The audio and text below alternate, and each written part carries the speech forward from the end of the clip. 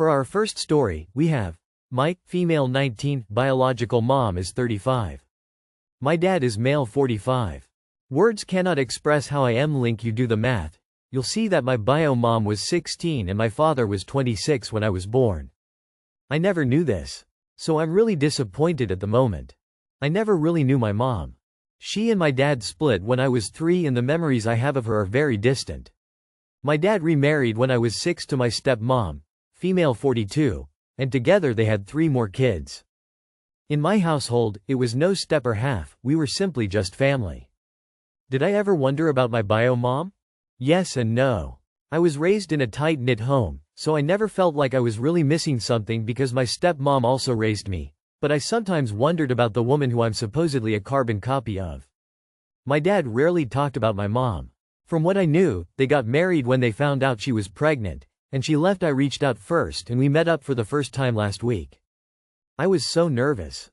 I felt like I made a mistake, but she explained to me her story. My mom was a troubled teen and she left home. She and dad met when my mom was 15, shortly after she ran away from home. He offered her a place to stay, and it wasn't long before they started a relationship. She said that she was miserable at the time. She didn't want to baby me, she didn't want to be married, and she realized she made a mistake. She said the marriage was so bad, and it was really unhealthy. So one day, at the same exact age I am right now, she left. She moved back home and restarted her life. I'm so angry. I'm so angry about so many things. I was groomed when I was 14 by an adult and luckily my dad caught the situation fairly early before any serious damage could happen. The way my dad handled it was amazing, yet it turns out he is the same exact person I escaped. And also, I'm regretting meeting my mom. I keep dodging text messages, which isn't fair as I'm the one who reached out to her, but I'm regretting it. Why did I find it necessary to meet a person that didn't go looking for me? It wasn't what I thought it was going to be. I don't know how to process this wave of emotions. How do I? The person that I usually go to for advice on things is my dad, but what can I do now that I can't even go to him? I've been doing well, you know? I've been in therapy since my early teens, but as of 2 years ago I've been doing so well. Now, it feels like I'm in a rut. It feels like I'm mad at everyone and all the angry emotions are just piling on. How do I process everything? That's the end of our first post. Let's see what the commenters had to say. Our first commenter says, "Whoa, honestly this is therapy level stuff. This is really messed up. It's okay to dodge calls ATM. You need time to process. Did your dad know you were getting in contact and meeting with your bio mom?" Our second commenter says, "Firstly, I'm so very sorry you're going through this right now.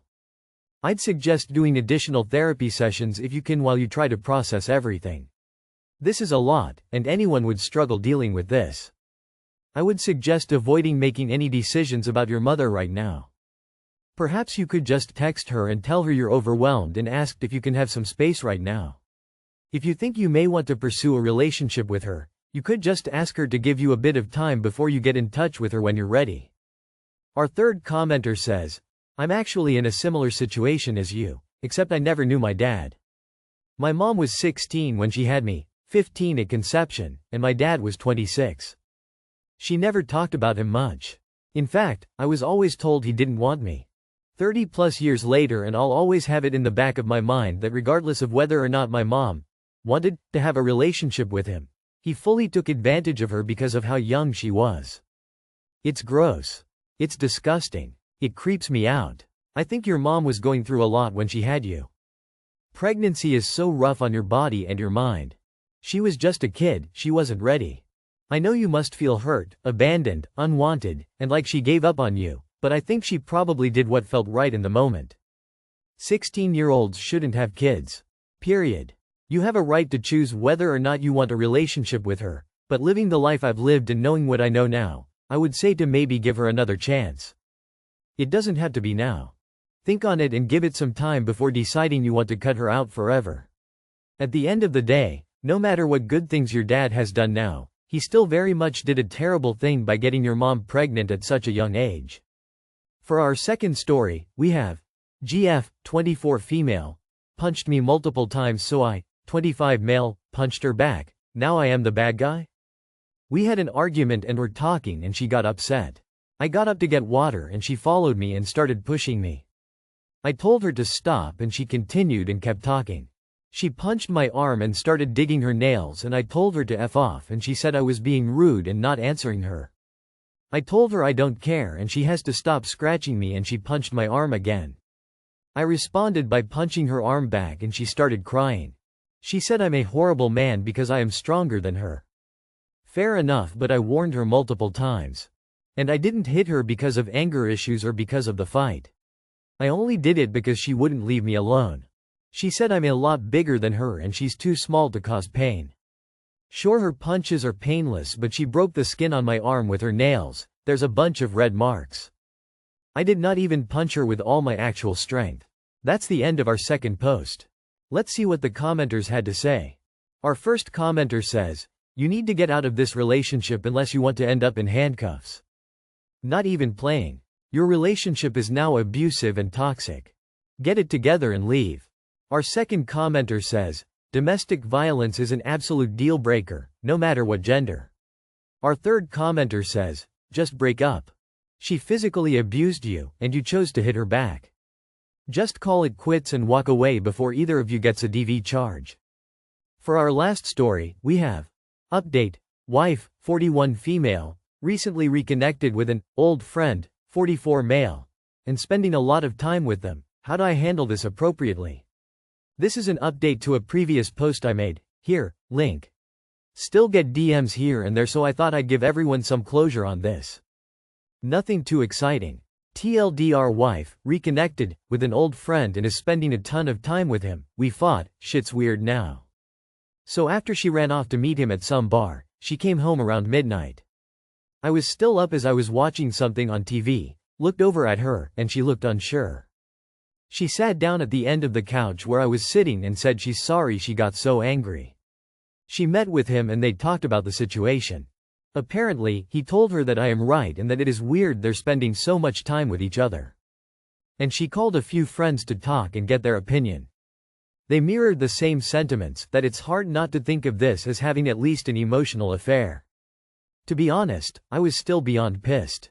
And to hear that she only came to realize it when other people told her it was inappropriate, not just me, wasn't helping. She explained that she is learning something from him that is giving her a new lease on life, and to her, it's like a once-in-a-lifetime opportunity to finally start contributing financially and acquiring the skills to generate a bigger income. He is apparently a quite successful day trader, and has been teaching her and a group of other people how to day trade in extreme detail. She insisted she show me what she was doing, so I let her chew my ear off for an hour about day trading, looking at her programs, charts, indicators, and all that, ranting about financial markets, etc. She's learned trading with leverage and stuff I have no clue about, but it amazes me that a woman who is too ADHD to read boring government forms and gets overwhelmed with simple adult stuff like communicating with municipalities or banks and hates math is diving headfirst into something as complex as crypto day trading. Still, she seems surprisingly knowledgeable about all this, and knowing how long it takes her to grasp things she's not interested in, I was impressed. And she was still defiant about the whole spending inappropriate amount of time stuff. I told her she needs to cool it with the contact, but I won't stand in her way learning something that she feels is a major opportunity for her. We agreed on ground rules. No evenings or weekends, no phone calls past 6 p.m., and number one-on-one meetings, only group settings. She's been stretching these rules every now and then, but largely kept to them. When she needed to bend them, she speaks to me beforehand and gives me ample of heads up, but hides her resentment of having to follow these rules. Still, she seems to want to keep the peace for now and is being proactive. Things have cooled down to a degree where I don't get angry anymore anytime she mentions him.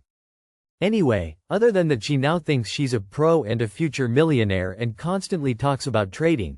It's been bumpy for other reasons outside of this weird friendship. Her trading talk is annoying as shit, and I still think she's got a little crush on her big trader hero. I have grown a bit distant in the last couple months because this whole situation emotionally drained me, but we are keeping things going. I know this is not the dramatic cheating and infidelity story some people were expecting. It's a pretty severe, rough patch in an average normal people relationship. She's not cheating on me physically, I think she might have a crush, which happens in a long-term relationship. And I have other shit to deal with at the moment that I just can't expend the energy to obsess over this every day for hours or fight this into a dramatic my way or the highway conclusion.